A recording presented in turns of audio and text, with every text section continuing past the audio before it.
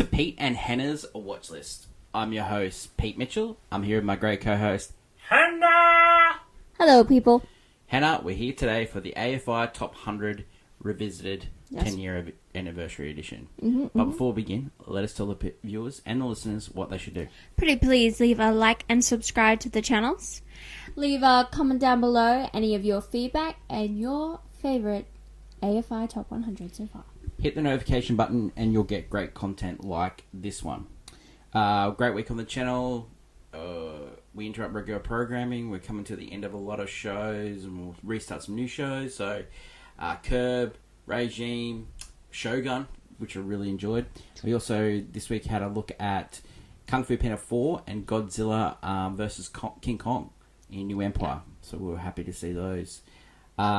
Next week, got a great week as well. So we'll go through that later in the show. Let's get on to the show. And today we're here for the AFI Top 100 Revisited. Last couple of weeks we've had Easy Rider, Titanic, which was a fun one. But this one is called Sunrise. It's a new edition. It's movie number 82.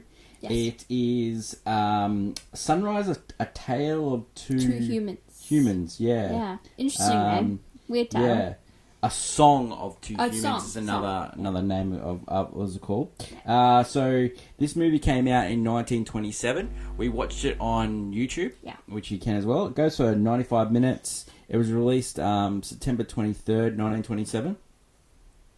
Now, this is right around the start of the Oscars. So this is one of the first Oscar. Yeah, so we had a winner here, Jeanette Gaynor. Now, she was one of the biggest actresses at the time, and she was... Back then, you didn't get the award for just one role. It was all your roles for that year. Oh, okay. So she got it for this role. She got it for Seventh Heaven. She was also the first actress in the Star is Born franchise. Oh, yes. Okay. Yeah, that's where you'd like it. That's where This wasn't on the original list. This is like one of the newest editions. Yeah, newest editions. It's also the first silent movie on the list as well. There's a couple of others, which we'll talk about later. This one came through from the Fox Film Corporation. So, 20th Century Fox. Yeah. Now it's owned by Disney, but, great movies at the time. They're starting up, The director of this movie, F.W. Murnau, he's a famous director. He directed Nosferatu, which is going to be remade by Robert Eggers. Yes. That's the first vampire movie. Yeah. So, wow. Yeah, highly, yeah. So, the other actors at the time that were in it, George O'Brien, didn't have huge careers. Janet Gaynor was acting up until 1981. So okay, so she kept going. Yeah, that's great. I love that. A Star is Born actor. Yeah, well, A Star is Born. Okay, so let's talk about the movie itself. So the elevator pitch. Yep. You, a married couple going through some tough times. Yes. And the husband is cheating on the wife. Yep. The person he's cheating on with suggests that he should kill her so they can be together. A plot. And so he acts out on that. This is the first movie that I can remember seeing as a silent film that is thriller trash. It's basically thriller trash. It does have a lot of elements. I think there's a part of this movie where it turns into a different movie, but by the end, it's doing those sort of cheating husband and loving wife, all that jazz. That's very much thriller trash energy.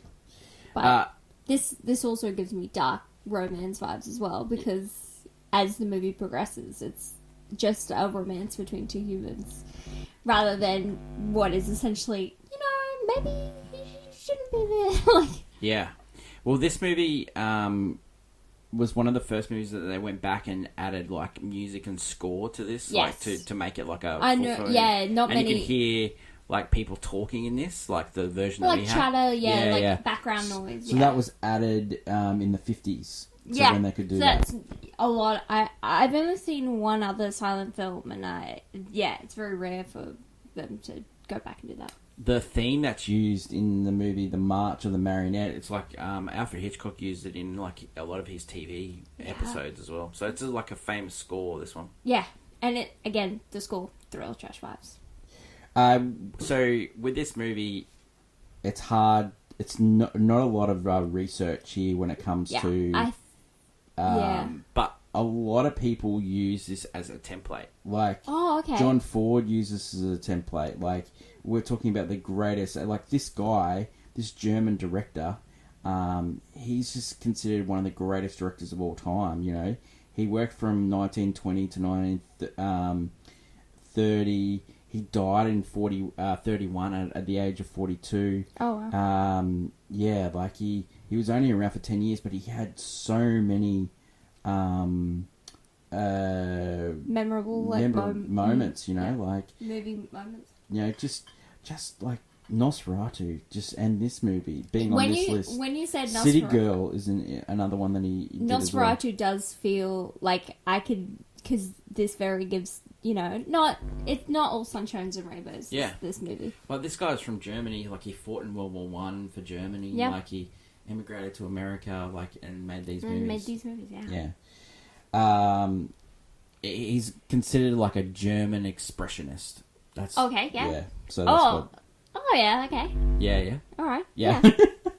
This I don't think I've ever heard that kind of phrase, but I'm like I could see it in the budget, like just Wikipedia and IMDb.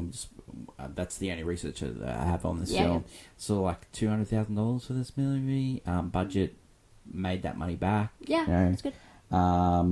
Critically, like, it's being on this list as well, but a lot of the critics at the time said it was like a masterpiece. Like New York Times review of the time said it called the story meager, but just that gripping score and just, you know, the way it looked. Wow, okay, yeah. So recently, the movie has been given an 8.1 on IMDb. Oh wow! It's been given 98% on Rotten Tomatoes. Wow! So that's pretty huge. That's just come out of it. Yeah, and I think also with this movie, because it wasn't on the original list, like no one, like it's one of those movies no one's ever talked about, and it's just come out of nowhere, and it has to be like the real like connoisseurs of film who have had to who are like. And to be so, I would say, like, it is quite high, like, in a sense that I've never heard of it. And even it's quite Letterboxd has got it at 4.2. Wow, yeah. That's huge. Like, like, Titanic's not a good movie, but, like, some of these other ones, like, you're like, how did this silent film just, like, shot up? Like, a bunch of these, like, really well-known ones. This film is very interesting. Do you want to talk about Jeanette Gaynor a little bit? Oh, yeah, we can do that. When you said A Star Is Born, I remembered, and I was just like, because I've actually seen, because it's the original Star Is Born. Yeah. Yes, I've actually seen it, which is, by the way, if you're going to go back and watch them all, just watch Judy's and watch Lady Gaga's. You don't need to watch the other ones. Hers is a little bit more... not about the romance becomes like second nature, and it's about her just becoming a star because the romance is that bad. So she starred in Seventh Heaven, which was nominated for along with Sunrise, A Tale of Two Humans. Yep. Street Angel was also this year as well. Ooh. So she had 3 movies in it. You know. She was the youngest actress to win an Academy Award until Marley Matlin in when she won for Children of Lesser God. So she was only 22 when she won. Oh wow! Yeah. Wow. She was in like heaps of different movies. So, like, she was in State Fair in 1933 as well. State Fair. Oh, she would have been the reporter, older woman reporter in State Fair. She was She was in Farmer Takes a Wife, which was acted with Henry Fonda. Yeah. So with Henry Fonda, we've had him on 12 Angry Men as well. Yeah. So like, she's just absolutely amazing, along with like Shirley Temple and I really think young at the you time. gotta give it, because a lot of silent film stars didn't really make it. Yeah, a lot of the other actors in this movie didn't make it. Yeah, but any most, like, you hear, like, just the horror stories, because eventually when they got to talking, you know, it didn't work out. So for her to not only keep doing it, but continue to be, like, sort of successful. She was, like, married to a famous actor called Charles Farrell. They frequently acted in movies together, like in Seventh Heaven together and Street Angel together. Then she divorced him and then married someone later in her life. She, like, was acting on the stage for the first time in 1980 and, like, Broadway with Harold and Maude. Wow. Like, just a great, just lived the life, you know. Died in 1984, age 77, but she's the biggest name, other than the director, out of this movie. Yeah. Oh, yeah, no. I think that's great work. And you know what? She's really good in this as well. I gotta give it. Even though, yes, we're talking about the acting you need to have in a in a silent film. You gotta have, like, it's very expression, and it's so different from these other movies on this list, because the only ones that come close to are the comedies and the musicals, because you gotta have such exaggerated expressions when you're doing those movies. Yeah. But when you go all the way back to silent film, you're like, oh no, all they have is them, just, like, how they express themselves, how they move, and how they, like, how she is, like, pretty meek at the start of this film, you know, because she's not feeling loved, and then as the film goes on, she's, like, more confident in herself, and it's really interesting to see. This also happens with the crazy ass husband, who looks like, to me, the entire movie looks like Frankenstein's monster. Oh, yeah. How he's got this hunched thing going on, especially and then when he tries to attack, you know. And then later on, he's starting to, you know, he's also realizing he's becoming more confident, and realized, oh, like, I had level there all along. And you know, he starts to look like a human being, but also I'm like, this guy's nuts. Yeah, and I think it's you know, it takes a lot to portray that. I know some people won't get it, but it's the fact that and also not that much dialogue in this. Like, usually with silent films, they do. Yeah, well, I was going to talk about that one. because F.W. Murnau, the director, he hated using those title cards. Oh, I understand. So he hated using those, so he used them only sporadically when he needed to. Yeah. Producers were saying, you know, you've got to use these. Yeah, to explain the film, but he hated using it, so I don't think he needed them. Made it virtually non-existent in this movie. Yeah. This is the first feature film to use Fox Movie Tone system. Oh yeah. These were not filmed on streets; they were filmed on a huge set. Mm-hmm. It's the first ever Fox feature to film with a recorded score, so huge. Yes. Wow. Was the first and only film to win an Academy Motion Arts Picture, the AMPAS, before it became the Oscars, so for Best Picture, and the award of Artistic Quality of Production. That's what that's named.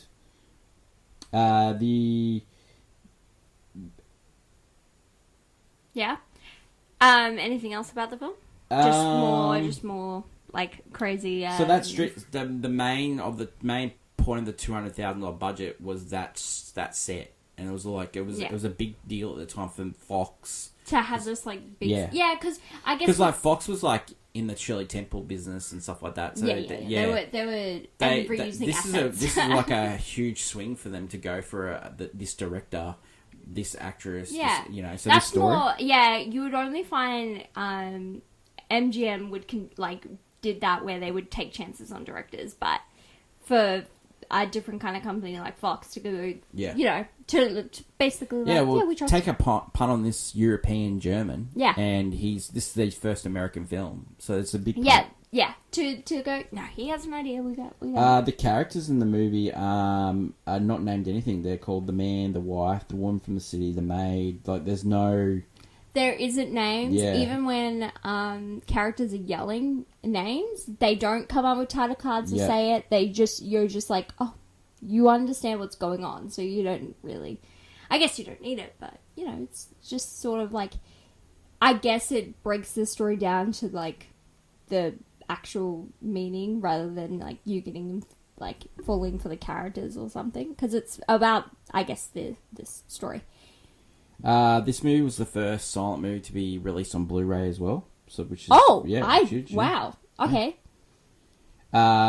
It was Fox's highest-grossing film of that year as well. Oh, that's surprising. Sorry, the third highest-grossing. Third movie. highest, It was behind Seventh Heaven. So which was another Janet Gaynor movie. Let's go on to the segment that we do every Thursday on Movie News. Clickbait. Hottie hot take. Hot takes. You got any hot takes? That this movie is like has the inklings of a dark romance, and so it's very prevalent now in like book media. Like there's this whole idea of dark romance where the main character, especially the male main character, is like twisted, usually like some sort of murderer or stalker type, or likes to eat flesh or play with. Anyway, it's incredibly twisted stuff, right? And in this movie, it deals with the fact that a husband wants to murder his wife, but then as the story progresses, the two fall back in love with each other, and it's so, like, I wouldn't think, like, a movie, from the 1920s and 30s, and I wouldn't think movies back then would be like, yeah, of course you can fall back in love with someone after they're trying to murder you. Yeah. I'm like, no! But I also think it is something of the times. It's like, there was the idea, especially, like, we're talking about pre-50s, 60s, we're talking about times where it's like, you shouldn't really divorce your man at, any... Like, you should stay a couple no matter what, even if, like, things are going wrong. And, this film... Great clickbait. This film is like... Yeah. Do it! Because, maybe it turns out right. Maybe you fall back in love. My hot take is, like, those films back then, the silent films, they had to be... for them to hold an audience gaze... And I know it's not only the time of the movies that are... around those, we're struggling now to hold people's attention with sound and full talking and stuff like that. Like these movies, this director, he's just amazing. How you could, the tension just building. Like even if you weren't hearing the score, the score makes a difference. But like the tension just building, you could see it in the movie. Yeah, we'll go through this. We'll go through the scenes. Let's go through the scene. So the plot is that a vacationing woman from the city, she lingers in the town for weeks. Yep. She goes to a farmhouse where the man and the wife live, and along with their child. She whistles from the fence outside. Play by play. The man is torn, but finally departs, leaving his wife with the memories of better times when they were deeply in love. So he's fallen out of love. There seems to be like a mother-in-law who's just like, they used to be so in love, and now... And then the woman and the man meet in moonlight and kiss passionately. This movie from 1927, I was shocked how passionate the kissing. There was some risque moments in this bit. Risque lingerie as well. At the time, just the clothing and stuff, and some of the jokes they used, they were just like, she wants him to sell his farm, and which it hasn't done really great recently, and join her in the city where she suggested that to solve all the problems, kill the wife. And then he's like, he gets really upset. He's really upset, and then she goes, "Okay, this is how you do it. You drown her, and you tip the boat over, you drown her, you use and this then thistle to hold yourself up, and then swim to the shore, and then you survive, and then we get to live together." It's what a plot. This woman has a full on play-by-play plan of how to murder a wife, how to get away from murder. Crazy. But he's kind of an oaf, I would say. So then he throttles her, and then they dissolve it into a passionate embrace, and then the woman does gives the reeds over, and then tells him you can stay afloat. And then he goes, okay, it works for me. And then he's goes to his wife and says, let's go on a trip. Yeah. No, and the wife had no idea. She's so happy. Yeah, she's like, oh, happy. This guy's trying again. Out. Yeah, we're living the dream here. She pleads for mercy when he finally realized he becomes that overbearing. It's this is one of the best parts of the movie. So she's sitting on the boat, and they're sitting on the boat. They're gonna row away, but the dog escapes off the lead and goes and onto the boat. And the dog has bad vibes. So it's like, and so he's like rows the boat back, and he takes the dog inside because she's like, why wouldn't he? Like she's sitting there while he takes the dog, thinking like, why can't the dog come? And she's like, you can really see it in her eyes. She starts to realize, oh, he's trying to murder me. Like, this isn't gonna go well. And she is like, and she's about to like get up and leave, but she sees him walking back, and she's like realized, this is it. It's over now. So she sits down in the boat and is ready for the moment that he's going to do it. So she's begging, and then he starts rowing back to the shore because he just can't do it. Yeah. And then so as soon as they get back to the shore, she jumps out of the boat and runs. She runs, which, yes, that's what you do. Definitely flee moment. And then he's chasing her down because he's like, I want to be like, with you. I'm so sorry. Yeah. I didn't mean it. Yeah. I didn't mean it. And then they go, I didn't hit her. No, I didn't. And then they go like on a date in the city. Yes, so they go into the city, and he gets like a shave. Someone tries to hook up with her. She's still struggling. She's still struggling. Yeah. And then they go to this little cafe, and she's still not comprehending anything. He like tries to do stuff, tries to buy flowers to make her happy. Then they go into this church bit, and some people are having their wedding. So someone else is having a wedding, and they go to church, and they're sitting there just watching the church ceremony, and the priest is giving the vows to the man. And it's like, you never to harm, you take care of her, blah, blah, blah.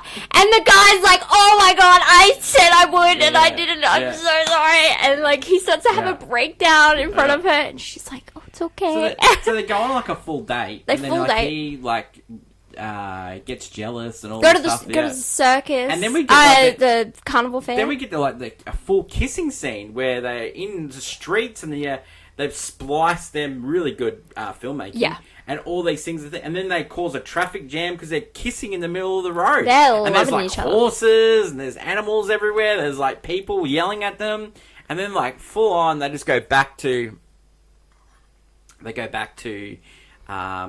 to go back to their house. They go back into the boat. Oh, and then guess what, Hen? There's a storm. And what a scene this is. Like, this is like the perfect storm on steroids. Yeah, when you get to this boat bit, you're thinking like, this is his chance. If he wanted to do it, he's got it now. And so they capsize. He tries to swim to the shore. So before they capsize, he does put the thistles and tie it around her so she could float. And so it's like, oh, he's redeemed himself. He's like, I want to save her as much as I can. I love her. And then he swims back to shore, and then he can't find her, and then he goes back to his house, and like he's calling the entire town. The whole town. And he's like, we gotta go on boats. We gotta search for her. This is great thriller trash moment. And he goes, and they can't find her, and he's devastated. He thinks he's lost her. She's gone. Yeah. And the other woman like sees the fact that this has happened, and she's like, all right, buddy, let's get on. And then he's like, no. And then he hulks up again. He does his Frankenstein's monster like Hulk shoulders up. Yeah. And he starts to try and strangle her. Yeah. And then the mother-in-law just starts yelling, and it's because the townspeople have found her. She's alive. She looks alive. She's survived, and it was thanks to the thistle holding her up, and so it was great. And so he rushes to her side, and she wakes up. She's happy, and they're all together. Her and the child and him in bed. It's like, oh, c'est la vie, love. They're in love. Oh, they're in love, Hen. They're in love. They've rekindled what they once had. I don't know what ever stopped it in the first place, but they've rekindled what they once had. They're in love. He's truly like, it was kind of like a thing of, you don't know how much you love something until it goes, and he like, it was that kind of moment. One of the evil characters ever. So evil. Yeah. Can I say there was also there's this thing with a dong, like a clock bell, and like he would stop doing things when his clock bell sound, like as if he's not all there, and so sometimes it like kicks out of him, like he realizes like what he's doing. And I like that idea, like, this is an unhinged man. Yeah, well, this movie's a mixture of, I reckon, unfaithful, fatal attraction, just all those, like, 80s movies. Like, you could tell they've, like, cribbed from this movie. Like, you know, like... women scorn, men scorn, like, you know... change of heart, you know, things go wrong. The change of heart. I just love it. Okay, Hen. Should you... Reasons to see this movie. Reasons to see this movie? I think it's got a very interesting plot that just... Yeah. It definitely... Like, it's bare bones in nature, but it works on such a great level. It's thriller trash where you're just like...